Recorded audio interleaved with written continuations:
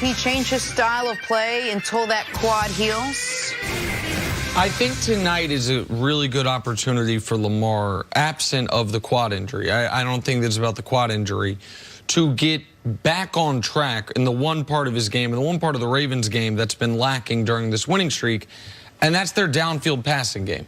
And if you're limited in that regard because he has the leg injury and he's not as much of a running threat, then so be it. You're up against a very limited opponent, an opponent that might be without some of its best players, a team that doesn't have that many high-quality players to begin with.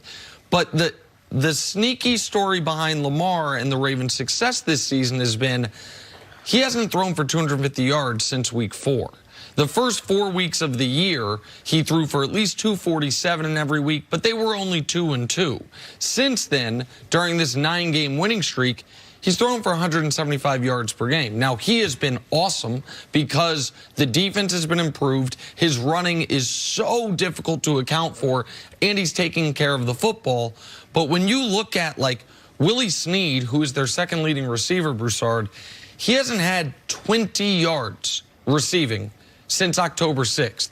Hollywood Brown, who is their leading receiver, has only 3 games with 50 yards receiving. Miami, Arizona, Cincinnati, 3 of the worst pass defenses in football. So I'm not saying any of this to take something away from Lamar. What I am saying is the Ravens right now are the favorites to win the Super Bowl. In order for that to happen, they're going to have to beat 3 consecutive high-quality opponents, 3 teams that are going to ostensibly, at least 2 of them, have high-quality pass defenses. They need to start working on some of their outside-of-the-numbers passing. I think tonight's a really good opportunity for them to do that. And if it's part of it's because Lamar's a little hampered in the run game, all the better. Yeah, I'm with you. In theory, this makes all the sense in the world. And look, you got a bruised quad. And he's telling everybody, and he's right, it happened in the pocket while he was passing the footballs, not while he was running. However, Earl Thomas, Lamar Jackson, and others have said now you see defenses going for his legs a lot more. When he's in the pocket, you can't hit him low. Yep. So for health's sake, it makes sense to stay in the pocket.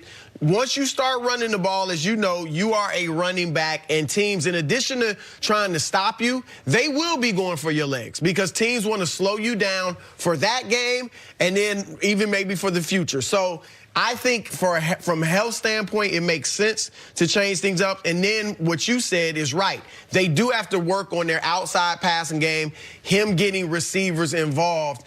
The Jets also are a good team defensively against the rush. Yep. They're one of the best in the league. They're mediocre, really bottom half against the pass. So this is a game you figure you could win even if you're not at your best. So why not work on these things? So theoretically, I'm with you. In reality, I think they're going to play the way they play. I think Lamar will. He's downplaying the injury. He says, I'm 100%. John Harbaugh says it's not a serious injury. And you mentioned what you said is really important. When he was throwing for more yards, they weren't winning as much. They weren't this dominant team. It's because of the run. And so I just think John Harbaugh and Lamar, they both seem, I don't want to say stubborn in a negative way, but they want to do things their way. So I think they're going to just go out there and play their football game because they also need to win. They need to make sure they win so they can wins and they lock to be up the number 1 seed. This is also a good chance to see where their defense is. We know they're a good defense. I like this matchup. I mean, Lamar was on the board when the Jets were like, let's take Sam Darnold. He's our future. 29 picks later, they went with Lamar. And a couple weeks ago, we heard Sam Darnold say, you know, I'm seeing ghosts against that Patriot. It was a Patriots defense, yes. I think. What do you think he's going to say with this Baltimore Ravens defense? Since the Ravens added Marcus Peters, they have been arguably and statistically the best pass defense in football. They've surpassed what New England was doing just in this stretch of time. And this Ravens defense got the secondary got healthy, pardon me.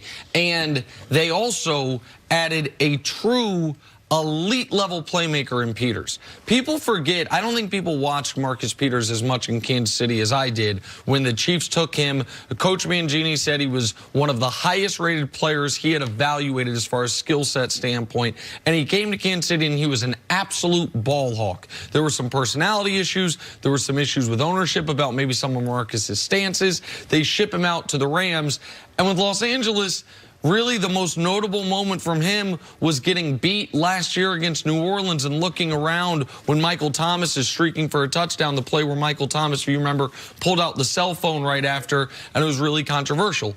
The moment he got to Baltimore, he got back to being the Marcus Peters from Kansas City. That Ravens defense, now with Earl Thomas having almost a full season under his belt, is reminding people he is still one of, if not the elite safety in football. And then you have Humphreys, and you have Smith, and you have Brandon, the ageless Brandon Carr. So yeah, this is a tough putt for Sam Darnold. It's one of the reasons why I think offensively, Chris, the Ravens can experiment a bit.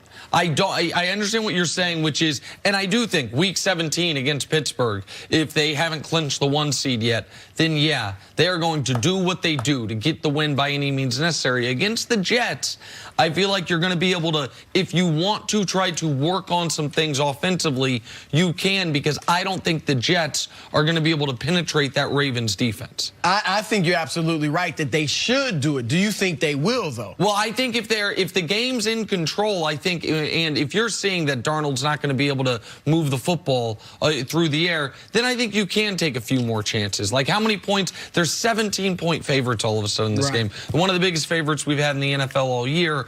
I just think they can be a little more liberal with what they do offensively. Yeah, and I think your point about Peters is great. Obviously, he wasn't doing that in L.A. I think Earl Thomas has probably had a great effect on him. Yep. You know, Thomas is a guy that a lot of players around the league like. I love his attitude, what he brings. Obviously, he's a champion. And I think that he and Peters are a great fit in that defensive backfield. And I bet he's had a positive effect on him. And Brandon Carr, who's been in this league now for 12 years, has never missed a single game. 5th-round pick by the Kansas City Chiefs. He and